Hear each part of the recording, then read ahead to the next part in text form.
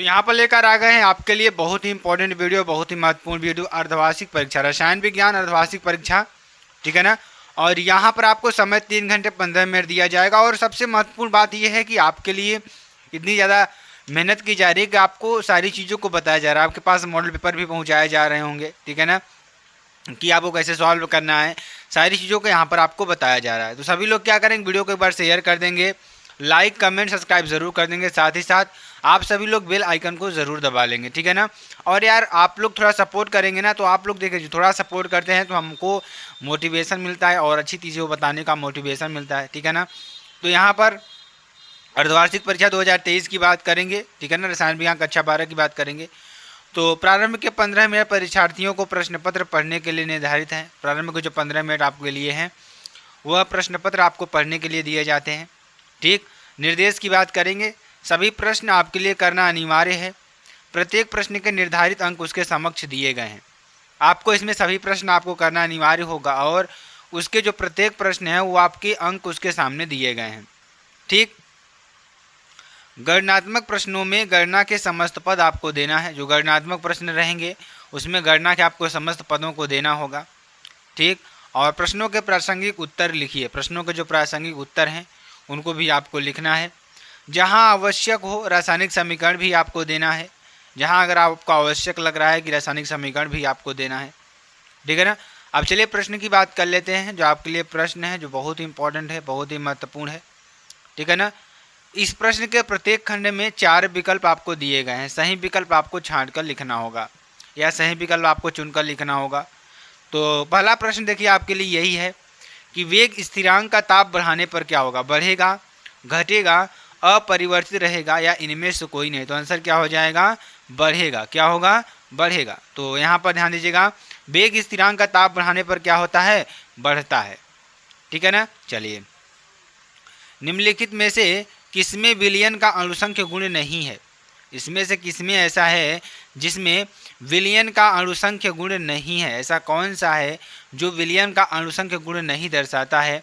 तो 4 ऑप्शन आपको दिख रहा होगा, वाष्प दाब अवनमन, हिमांक का अवनमन, पृष्ठ तनाव या परासरण दाब। तो आंसर की बात करेंगे तो आंसर आपका क्या हो जाएगा मेरे प्यारे बच्चा लोग, वाष्प दाब का अवनमन, इसमें अणुसंख्य गुण नहीं है। तनुता बढ़ाने पर क्या होता है, विशिष्ट चालकता क्या होती है। तनुता बढ़ाने पर विशिष्ट चालकता बढ़ती है, घटती है, स्थिर रहती है, इनमें से कोई नहीं। तो आंसर की बात करेंगे मेरे प्यारे बच्चा लोग, सभी लोग, इसका आंसर क्या हो जाएगा, स्थिर रहती है। क्या रहती है, स्थिर रहती है, ठीक है ना। निम्नलिखित में कौन सा अणुसंख्य गुणधर्म है, ऐसा कौन सा है जो अणुसंख्य गुणधर्म दर्शाता है। तो 4 ऑप्शन आपको दिख रहा होगा, पृष्ठ तनाव, श्यानता, परासरण दाब, प्रकाशिक सक्रियता। तो आंसर की बात करेंगे, आंसर क्या हो जाएगा, प्रकाशिक सक्रियता आपका आंसर हो जाएगा, ठीक है ना। कौन सा हो जाएगा, प्रकाशिक सक्रियता आपका आंसर हो जाएगा, ठीक है ना। तो सारे प्रश्नों को एक बार अच्छी तरीके से समझते चलेंगे और इसका आंसर भी हम आपको थोड़ा बताएंगे सभी लोग, ठीक है ना। तो सभी लोग जुड़े रहेंगे, ठीक है ना। चलिए, और आप लोग का देखिए एग्जाम स्टार्ट हो गया, अर्धवार्षिक परीक्षा स्टार्ट हो गई है, तो सभी लोग उस पर अभी ध्यान दीजिएगा। देखिए ये जो क्वेश्चन है अर्धवार्षिक के ना, ये क्वेश्चन आपके आते हैं एग्जाम में, एग्जैक्टली आते हैं क्वेश्चन, क्योंकि आप वार्षिक परीक्षा देंगे, अर्धवार्षिक परीक्षा देंगे, दोनों परीक्षाओं में पूछे जाएंगे आपके, ठीक है ना। चलिए, ईडीटीए इस धनायन में संयोग करता है। ईडीटीए जो है वह कौन से धनायन में संयोग करेगा, कीलेट में, क्लाथेरेट में, समानुपातिक यौगिक में या बहुलक में। तो आंसर क्या हो जाएगा आपका, कीलेट में, ठीक है ना। और कार्बिलमीन अभिक्रिया में बनता है, कार्बिलमीन अभिक्रिया में क्या बनेगा, साइनाइड, आइसोसाइनाइड, साइनेट या आइसोसाइनेट। तो आंसर क्या हो जाएगा यहाँ पर, आइसोसाइनाइड बनता है। क्या बनता है, आइसोसाइनाइड बनता है, ठीक है ना। और अब देखिए, अब आपके लिए अति लघुत्तरीय प्रश्न भी आते हैं जो कि बहुत इंपॉर्टेंट होते हैं, बहुत ही महत्वपूर्ण होते हैं। तो सभी लोग इसको सॉल्व करने का प्रयास करिएगा और अपने नोटबुक से, कॉपी से, कहीं से भी आप सॉल्व कर पाएँ तो कर लीजिएगा, ठीक है ना। 2.25 ग्राम ग्लूकोज यानी द्रव्यमान इसका कितना होता है, 180 को 25 ग्राम जल में घोलने पर हिमांक में 0.93 डिग्री सेंटीग्रेड की कमी होती है। जल के मोलल अवनमन स्थिरांक की गणना कीजिए। क्या गणना करना है, मोलल अवनमन स्थिरांक की गणना करना है आपको, ठीक है ना। पहला प्रश्न आपके लिए हो जाएगा। अगले प्रश्न की बात करेंगे। एक सेल में निम्नलिखित अभिक्रिया होती है 2Fe3 प्लस 2I माइनस, ठीक है ना, क्रिया करे क्या बनाएगा 2Fe plus AQ plus I2 आपका सॉलिड बना लेगा, ठीक है ना। इस सेल का 298 केल्विन पर ताप E0 सेल बराबर 0.236 वोल्ट है। सेल अभिक्रिया की मानक गिब्स ऊर्जा की गणना कीजिए।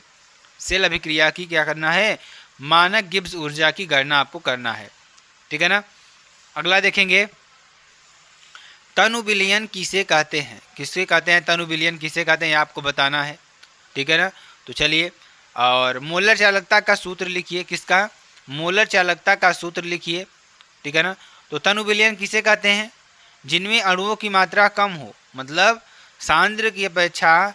मान लीजिए तनु विलयन क्या होता है कि जैसे मान लीजिए कोई दो विलयन आपके सामने रख दिए जाएं, ठीक है ना, और उन दोनों में आपको तुलना कर दिया जाए, तो जिसमें अणुओं की संख्या क्या होगी, कम होगी, वो क्या होगा, हमारा तनु विलयन होगा, ठीक है ना।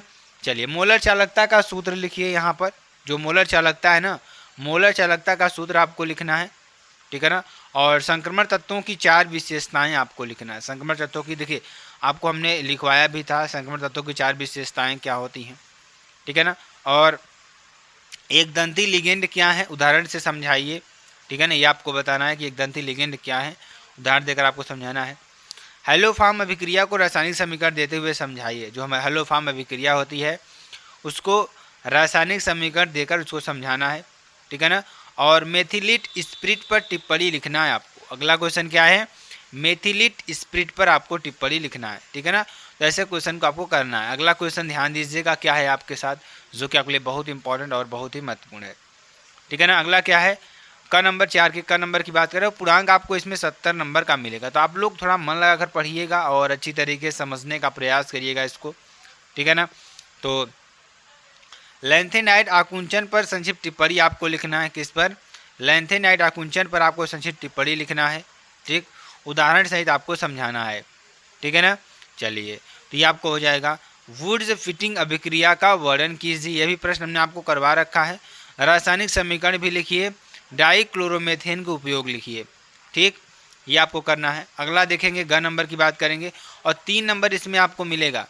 हाफमैन ब्रोमाइड अभिक्रिया द्वारा एथिलएमीन बनाने की रासायनिक समीकरण लिखिए।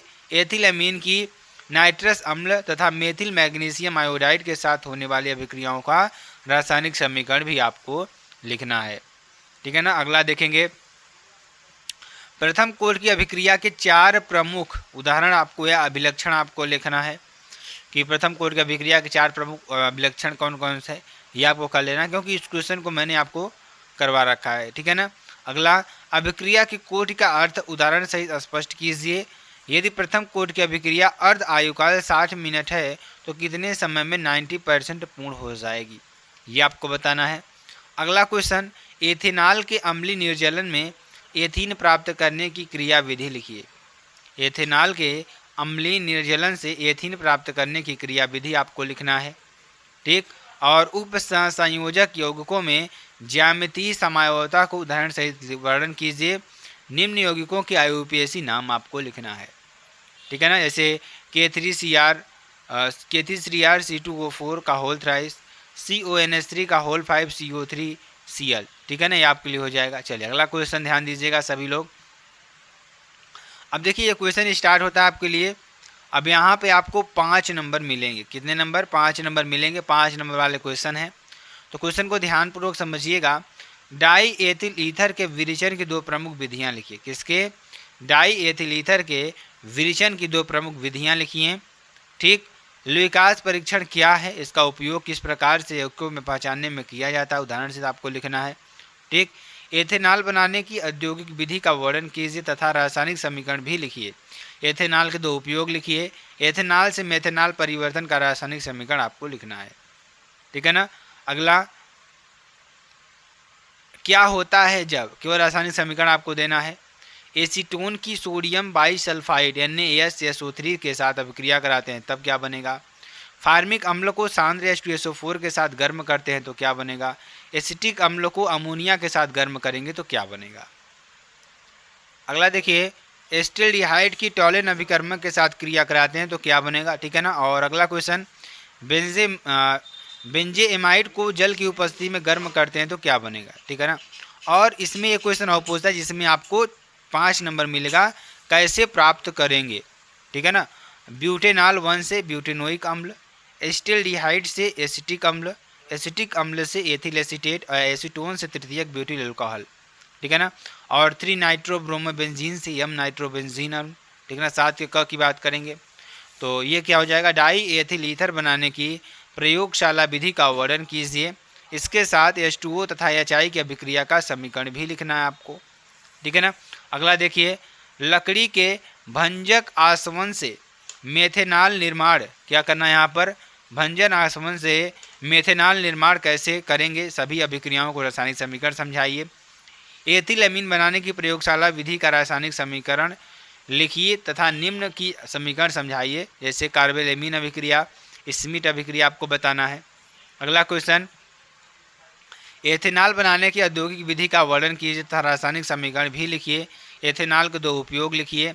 एथेनॉल के मेथेनॉल परिवर्तन का रासायनिक समीकरण भी आपको लिखना है।